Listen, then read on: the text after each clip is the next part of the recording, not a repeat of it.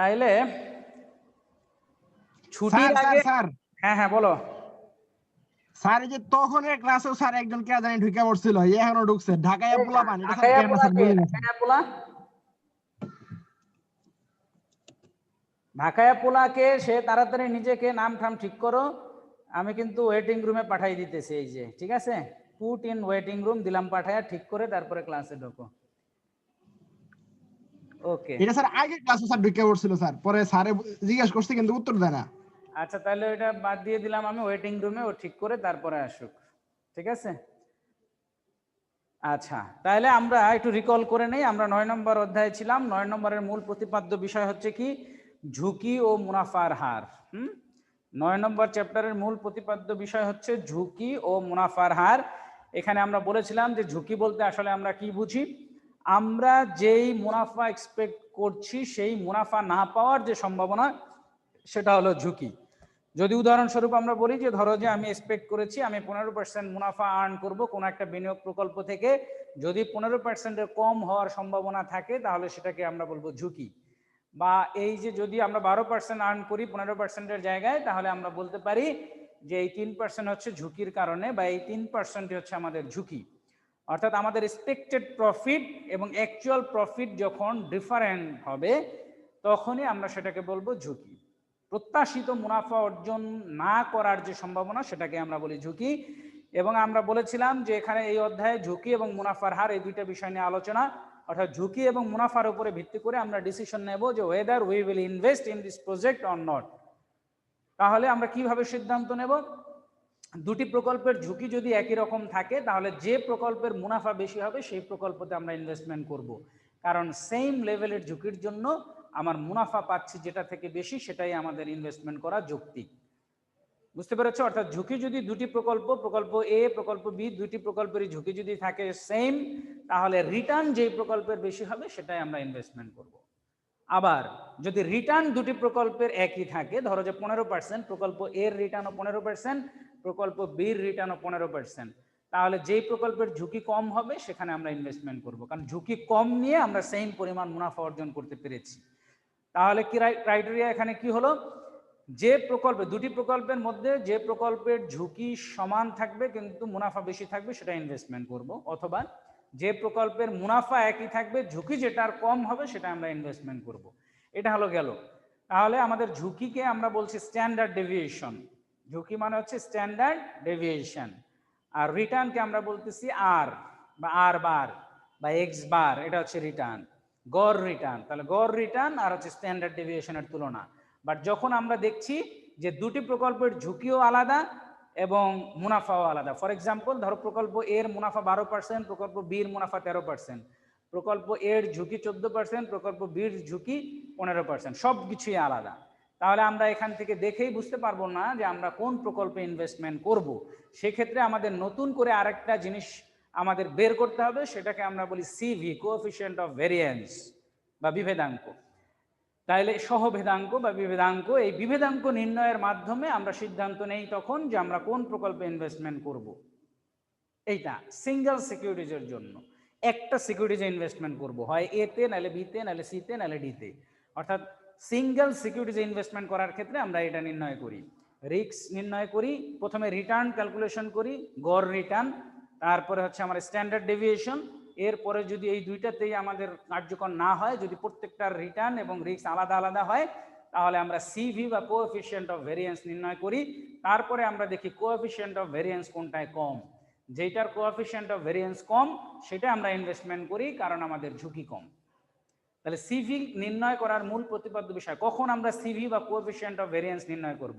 যখন আমরা দেখব, এই প্রশ্ন কিন্তু আসতে পারে অনুধাবনে, যে কখন কোএফিসিয়েন্ট অফ ভেরিয়েন্স নির্ণয় করার মাধ্যমে আমাদের সিদ্ধান্ত দিতে হবে যে আমরা বিনিয়োগ করব কি করব না। উত্তর কি হবে? যখন দুটি সিকিউরিটিজের গড় রিটার্ন এবং ঝুঁকি আলাদা হবে, তখন আমাদের কোএফিসিয়েন্ট অফ ভেরিয়েন্স বা সিভি নির্ণয় করার মাধ্যমে সিদ্ধান্ত দিতে হবে যে আমরা কোন প্রকল্পে বিনিয়োগ করব আর কোন প্রকল্প বর্জন করব। ক্লিয়ার? তাহলে সিভি মানে কি? Coefficient of variance. সেটা নির্ণয় করার ফর্মুলা আমি বলেছিলাম কি?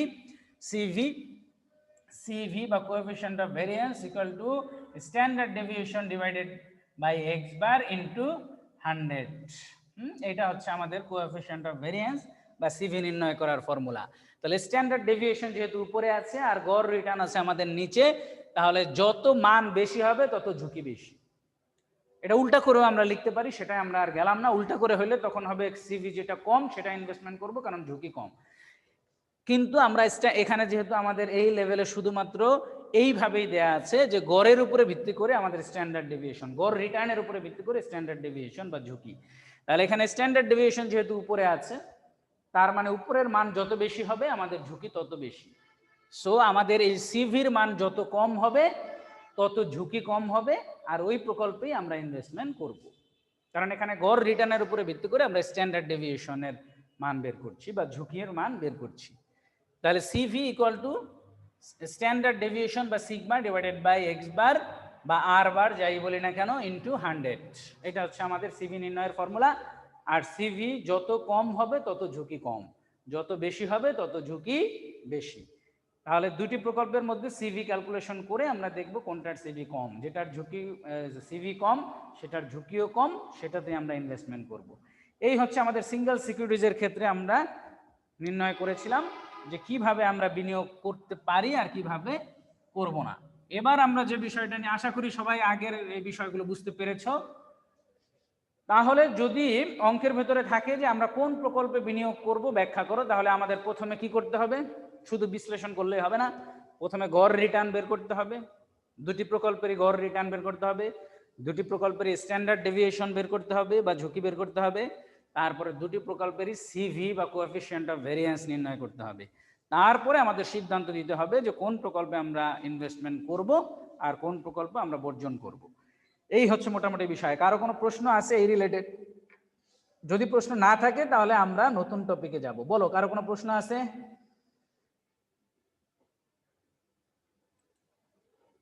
প্রশ্ন থাকলে প্রশ্ন করো। আমরা আগের ক্লাসগুলো রিকল করলাম, এবার কারো প্রশ্ন থাকলে বলো। আচ্ছা, কি বাঁধন, কোনো প্রশ্ন আছে? বাঁধন? না স্যার, আমার এখানে স্যার একটু নেটওয়ার্ক ডিস্টার্ব করতেছে, তো তাই কথা কাটে কাটে আসতেছে। হ্যাঁ হ্যাঁ, তাহলে কি তুমি কি বুঝতে পারো নাই? স্যার মোটামুটি স্যার বুঝছি স্যার। আচ্ছা, যাই হোক, ধরো যে আমরা প্রথমে স্ট্যান্ডার্ড গড় রিটার্ন বের করব, তারপরে স্ট্যান্ডার্ড ডেভিয়েশন বের করব, তারপর কোএফিসিয়েন্ট অফ ভেরিয়েন্স নির্ণয় করব। যেটার সিভি বা কোএফিসিয়েন্ট অফ ভেরিয়েন্স কম হবে, সেটার ঝুঁকি কম, সেটাতে আমরা ইনভেস্টমেন্ট করব সিঙ্গেল সিকিউরিটিজের ক্ষেত্রে বা একটা প্রকল্প নির্বাচনের ক্ষেত্রে। আর এখন আমরা দেখব হচ্ছে পোর্টফোলিওর ক্ষেত্রে, মানে একের অধিক প্রকল্পে যদি আমরা ইনভেস্টমেন্ট করি সেভাবে কিভাবে আমরা সেটা রিটার্ন ক্যালকুলেশন করব, কিভাবে সেটার রিস্ক ক্যালকুলেশন করব। ঠিক আছে? ওকে, তাহলে কারো কোনো প্রশ্ন নাই আশা করি। হ্যাঁ, ইশতিয়াক, কি বুঝতে পারছো?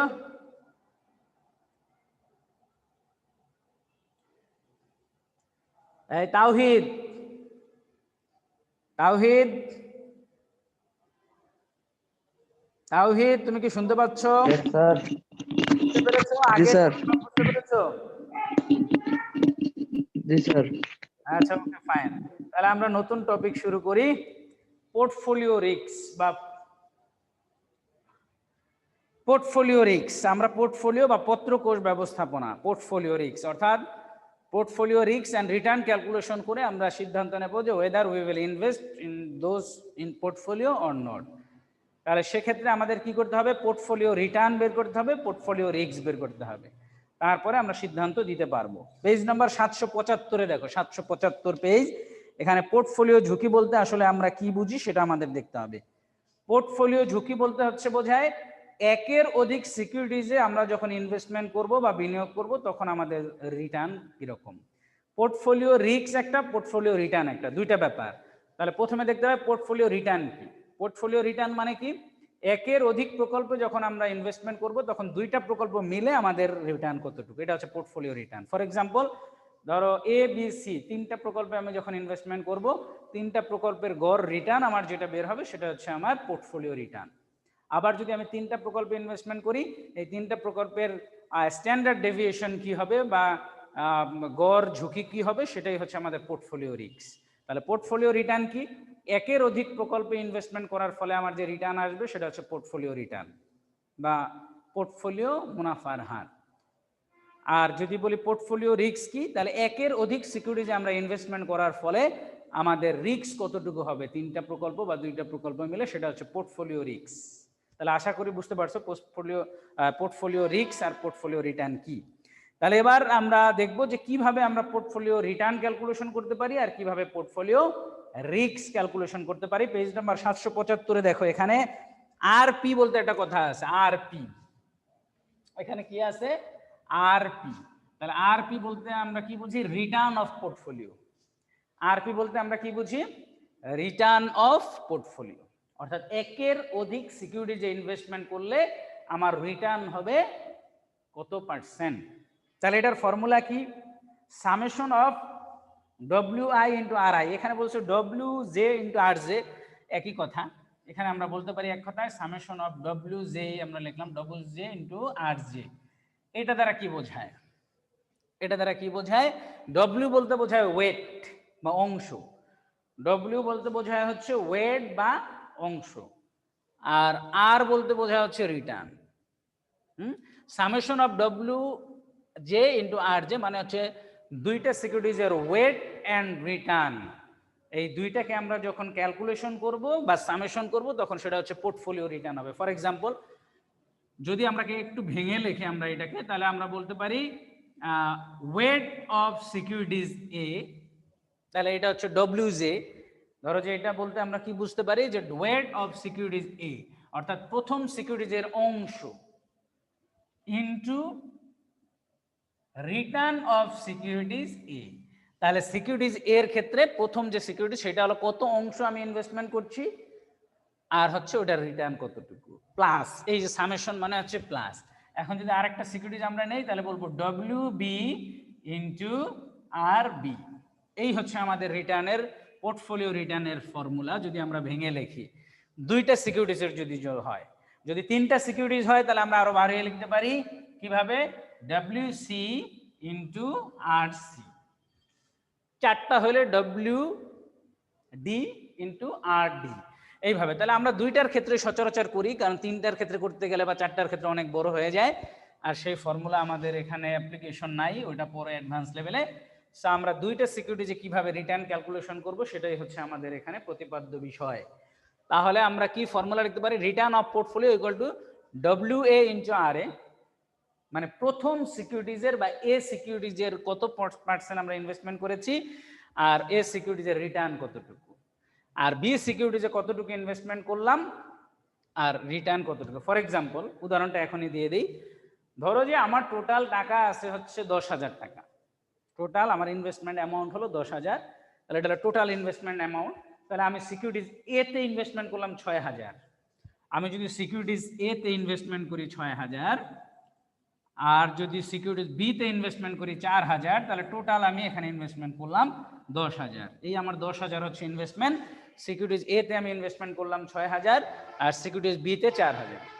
তাহলে যদি আমরা ওয়েট ক্যালকুলেশন করি, কিভাবে ক্যালকুলেশন করব?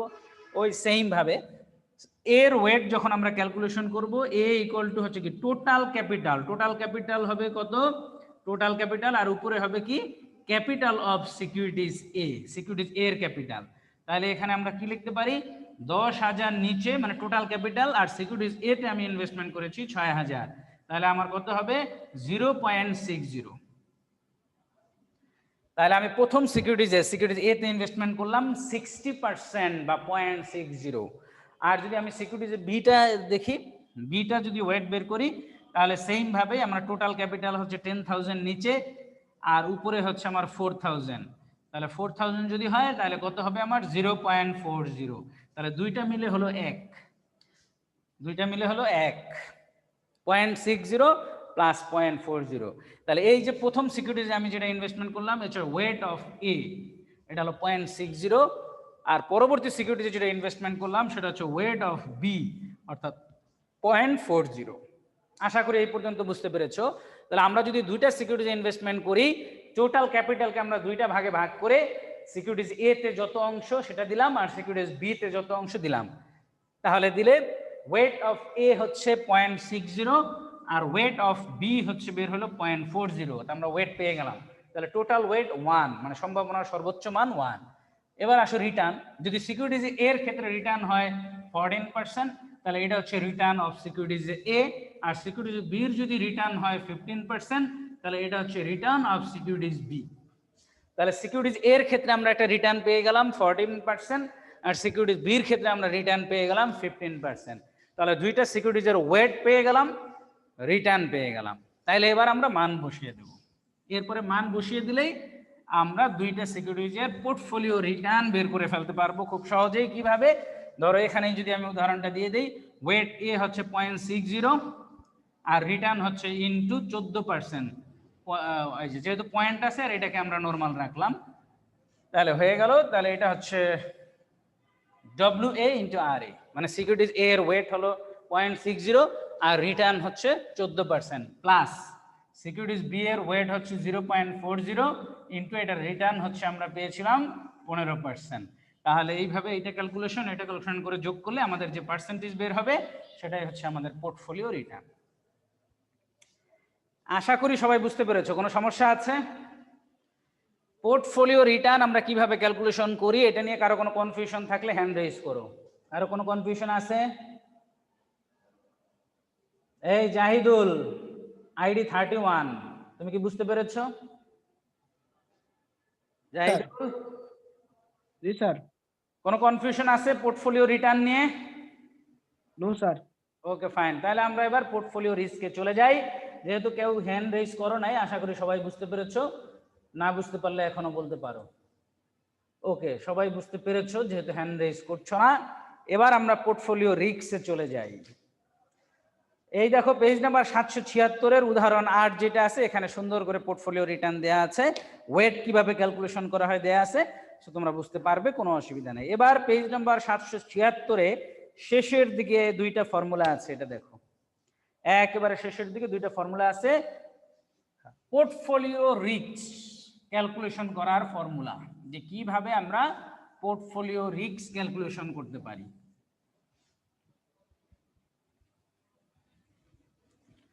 পোর্টফোলিও রিস্ক ক্যালকুলেশন করার ক্ষেত্রে দুইটা ফর্মুলা রয়েছে, মূলত ফর্মুলা একটাই, দুইটা না।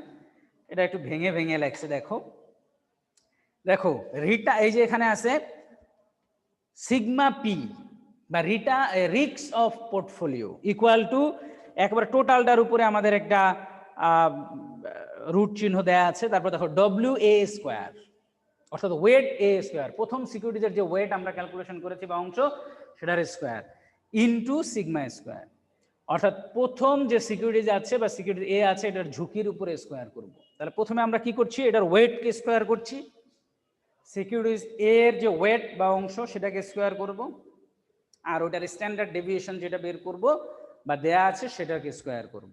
ওকে ফাইন, প্লাস সিকিউরিটিজ বি এর ওয়েটকে আমরা স্কোয়ার করব, আর সিকিউরিটিজ বি এর যে সিগমা আছে বা রিস্ক আছে সেটাকেও স্কোয়ার করব, plus 2WA into WB into sigma A into sigma B into RAB। এইটা হচ্ছে পরের অংশটা, বোঝার চেষ্টা করো এখন। তাহলে 2 দ্বারা কি বোঝানো হয়েছে, formula 2 wait a wait B, মানে আবার এই যে ওয়েটকে আমরা স্কোয়ার করেছি সেই সিকিউরিটিজ এ এর ওয়েট আবার সিকিউরিটিজ বি এর ওয়েট, পরে আবার কি সিগমা এ সিগমা বি, আবার সিকিউরিটিজ এ এর ঝুঁকি সিকিউরিটিজ বি এর ঝুঁকি, আর RAB, আর মানে হচ্ছে যারা স্ট্যাটিস্টিক্স পড়ছো তারা জানো, আর মানে হচ্ছে কোরিলেশন, দুটি সিকিউরিটিজের ভেতরে যে কোরিলেশন বা সহসম্বন্ধ, এটাকে আমরা বলি RAB। অর্থাৎ এখানে দুইটা সিকিউরিটিজ আছে, সিকিউরিটিজ এ সিকিউরিটিজ বি, তাহলে সিকিউরিটিজ এ আর সিকিউরিটিজ বি এর ভিতরে যে কোরিলেশন বা সহসম্বন্ধ সেটাকে আমরা বলবো RAB বা correlation of securities A B. এখন রিলেশন 3 ধরনের হতে পারে, এটা মাথায় রাখতে হবে। কয় ধরনের হতে পারে? 3 ধরনের।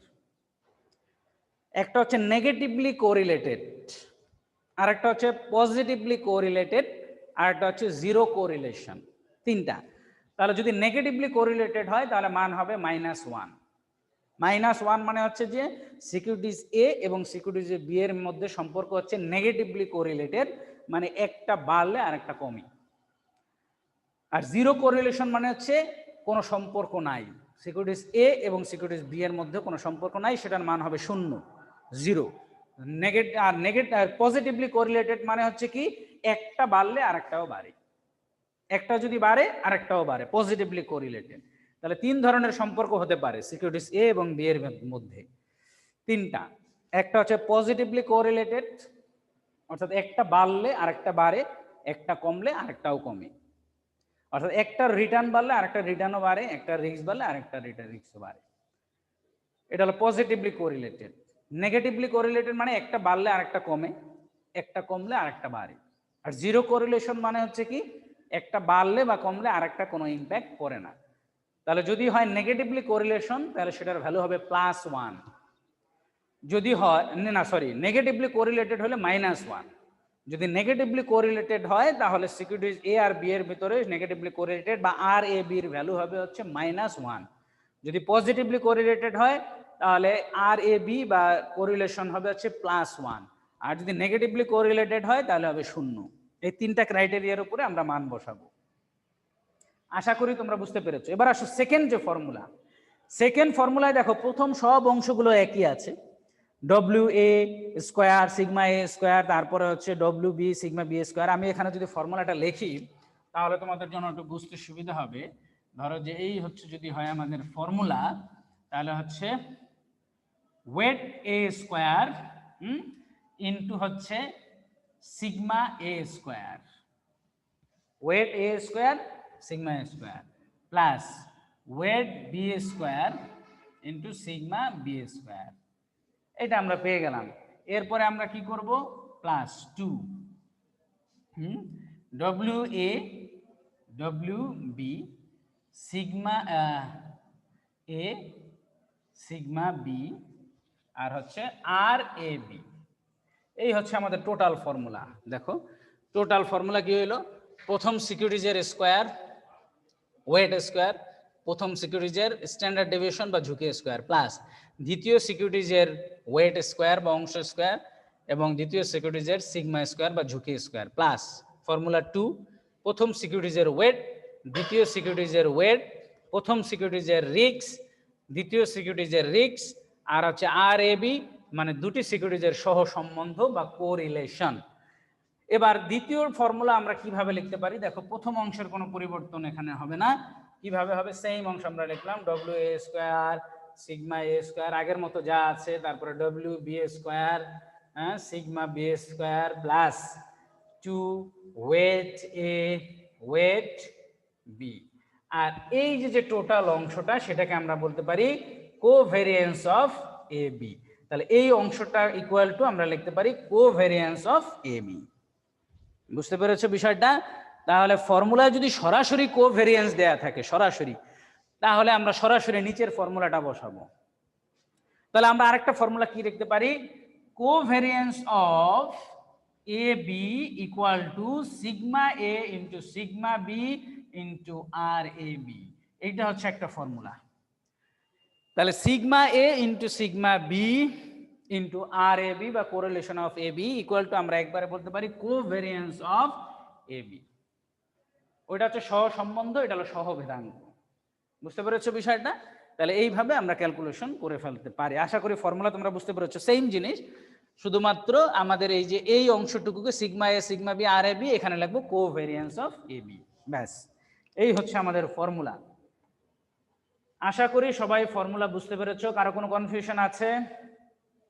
নাই। তাহলে আমরা একটা প্র্যাকটিক্যাল অংশ দেখলে আমরা বুঝে ফেলবো। এই ফর্মুলা মুখস্থ করে ফেলতে হবে। আমরা হোমওয়ার্ক দিয়ে দেবো, একটা প্র্যাকটিক্যালি দেখি যে আসলে কিভাবে আমরা ক্যালকুলেশন করলাম। ওকে, উদাহরণ 9 যাও, পেজ নাম্বার 777। 777-এ দেখো, জনাব আতিক দুটি আর্থিক সিকিউরিটিজে বিনিয়োগ করার কথা চিন্তা করেছেন। দুটি সিকিউরিটিজ হচ্ছে A আর B। সিকিউরিটিজ A তে প্রত্যাশিত আয়ের হার বা গড় রিটার্ন হচ্ছে তোমার 6%, আর আদর্শ বিচ্যুতি বা স্ট্যান্ডার্ড ডেভিয়েশন হচ্ছে 10%। সিকিউরিটিজ B তে হলো 10% প্রত্যাশিত আয়ের হার, আর আদর্শ বিচ্যুতি বা সিগমা হলো 8%। তাহলে দুটি সিকিউরিটিজের সমভাবে বিনিয়োগ করেছেন, মানে কি 0.50 হলো সিকিউরিটিজ A, 0.50 হলো সিকিউরিটিজ B, মানে সমানভাবে বন্টন করেছে, বিনিয়োগ করেছে। তাহলে একের ভিতরে 0.5 সিকিউরিটিজ A তে, ওয়েট A হচ্ছে 0.5, ওয়েট B হচ্ছে 0.5। এবার বলছে ক, উল্লেখিত সিকিউরিটি যদি সহসম্বন্ধ যদি +1 হয়, তার মানে হচ্ছে পজিটিভলি কোরিলেটেড যদি হয়, বা RAB এর মান যদি হয় +1, তাহলে পোর্টফোলিও ঝুঁকির পরিমাণ নির্ণয় করো। এটা হলো একটা। আরেকটা হচ্ছে যদি সিকিউরিটিজ দুটি সহসম্বন্ধ হয় -1 মানে নেগেটিভলি কোরিলেটেড, বা আর এ বি বা কোরিলেশন অফ এ বির মান যদি হয় -1, তাহলে পোর্টফোলিও ঝুঁকির পরিমাণ নির্ণয় করো। খুবই সহজ ব্যাপার। তাহলে প্রথমেই দেখো আমরা পোর্টফোলিও ঝুঁকি নির্ণয় করব সমাধানে যখন সহসম্বন্ধ +1, অর্থাৎ আর এ বি ইকুয়াল টু +1। তাহলে আমরা ওই যে মানগুলো বসাই দিলাম। দেখো ওয়েট হচ্ছে 0.50 দুটিতেই, তাহলে ওয়েটে 0.5 স্কোয়ার প্লাস হচ্ছে ওই যে ওইটা রিটার্ন হচ্ছে আদর্শ বিচ্যুতি 10%, তাহলে 10 স্কোয়ার প্লাস ওয়েট বি হচ্ছে 0.5 প্লাস হচ্ছে standard deviation of securities B হলো 8%, এরপরে 2AB মানে 2WAWB মানে 0.5 প্লাস হচ্ছে স্ট্যান্ডার্ড ডেভিয়েশন এ স্ট্যান্ডার্ড ডেভিয়েশন বি অর্থাৎ 10 × 8, এরপরে আমাদের হচ্ছে +1 যেহেতু পজিটিভলি কোরিলেটেড, আমরা ভ্যালু পেয়ে গেলাম 9%। তাহলে যদি পজিটিভলি কোরিলেটেড হয় তাহলে আমাদের রিস্ক হচ্ছে সিকিউরিটিজ পোর্টফোলিও রিস্ক হচ্ছে আমার কত পার্সেন্ট? 9%। এবার আসো যদি নেগেটিভলি কোরিলেটেড হয় বা সহসম্বন্ধ -1 হয়, সেম থাকবে সবই ওই যে আগের মতোই, শুধুমাত্র শেষে আর এ বির জায়গায় আমরা বলবো -1 আর বাকি সবই সেম। তখন আমাদের 1% বের হলো। কত পার্সেন্ট বের হলো? 1%। তাহলে এখন যদি আমরা সিদ্ধান্ত বলি, তাহলে আমাদের যদি পজিটিভলি কোরিলেটেড হয় তাহলে পোর্টফোলিও রিস্ক বেশি। এই ক্ষেত্রে পজিটিভলি যদি কোরিলেশন থাকে তাহলে আমাদের রিস্ক হলো 9%, তাহলে পোর্টফোলিও রিস্ক বেশি হবে। আর যদি নেগেটিভলি কোরিলেটেড থাকে, একটা বাড়লে আর একটা কমে, আর পজিটিভলি কোরিলেটেড হচ্ছে একটা বাড়লে আর একটা বাড়ে, একটা কমলে আর একটাও কমে। তাহলে এইরকম যদি সিচুয়েশন হয় তাহলে আমাদের ঝুঁকি বেশি হচ্ছে 9%, আর যদি নেগেটিভলি কোরিলেটেড হয় তাহলে আমাদের ঝুঁকি কম হচ্ছে মাত্র 1%। এই হচ্ছে আমাদের সিচুয়েশন। তাহলে বুঝতে পেরেছো বিষয়টা? তাহলে নেগেটিভলি কোরিলেটেড যদি হয় তাহলে ঝুঁকি লক্ষণীয় মাত্রায় এখানে কমে যাচ্ছে। আমরা পেয়ে গেলাম একেবারে খুবই সহজভাবে আমরা সলিউশন করলাম। তাহলে প্রথম ফর্মুলা আমরা ব্যবহার করছি RAB, কারণ যেহেতু এখানে দেয়া আছে। আর যদি কোভেরিয়েন্সের মান দেয়া থাকতো তাহলে আমরা দ্বিতীয় ফর্মুলা ব্যবহার করতাম। খুবই সহজ ব্যাপার, অত কঠিন কিছুই না। আশা করি সবাই বুঝতে পেরেছো। যদি বুঝতে পারো তাহলে তোমাদের কর্মপত্র 3-এর 1-2 এটা হোমওয়ার্ক থাকবে, আর এই দুটো করে ফেলতে পারলে এই চ্যাপ্টারের 95% কমপ্লিট, মানে শেষ। আর ম্যাথমেটিক্যাল তেমন নতুন কিছুই নেই। অর্থাৎ এই দুইটা অঙ্ক যদি করে ফেলতে পারো তাহলে এই চ্যাপ্টার আমরা বলতে পারি 98% শেষ করে ফেলছি। আর শুধু কোনো যদি প্রশ্ন টশ্ন থাকে সেগুলো আমরা সমাধান করব। আর যে CAPM বলতে একটা কথা আছে। সো আগামী ক্লাসে আমরা এই চ্যাপ্টার ক্লোজ করে দেব। আমাদের নেক্সট কুইজ হবে চ্যাপ্টার 9-এর উপরে।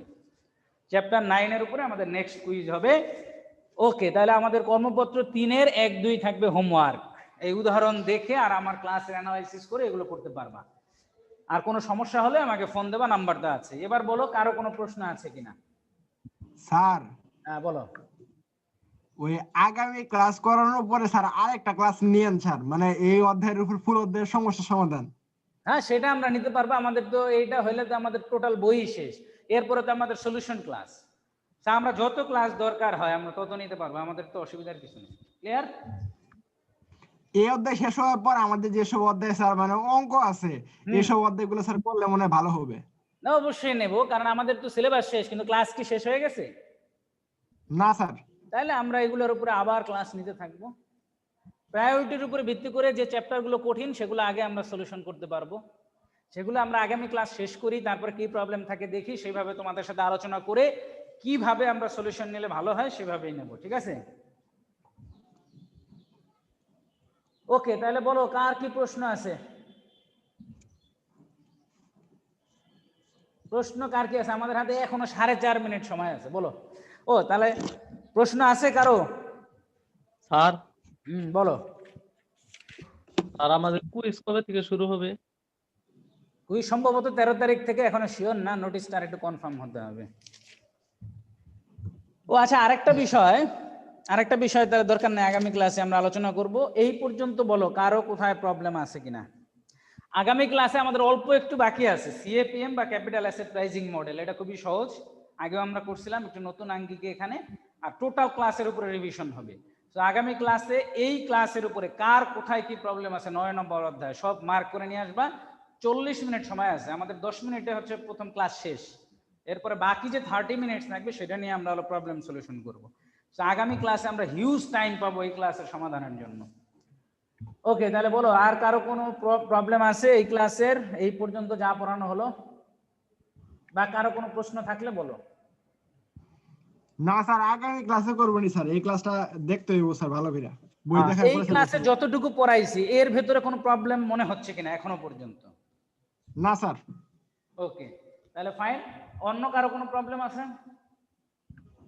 মাহি, মাহি নিজেকে আনমিউট করো, এরপরে বলো কোনো প্রবলেম আছে?